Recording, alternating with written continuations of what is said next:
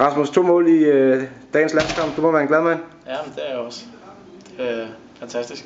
Specielt det første, det var rigtig nyttigt. Kan du fortælle os lidt om det?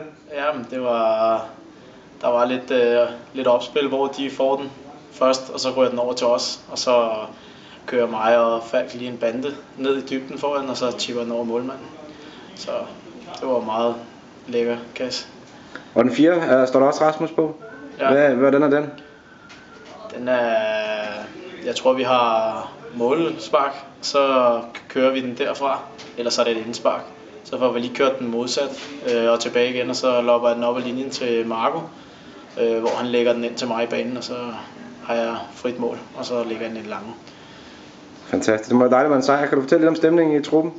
Ja, det var utrolig dejligt med en sejr her til sidst, så vi stadig kan holde moralen oppe her, selvom vi havde en dårlig kamp i går, hvor vi ikke er der fra start. Men stemningen den er rigtig god her til aften, så det er altid godt. Verdensklasse. Tillykke med det. Tak.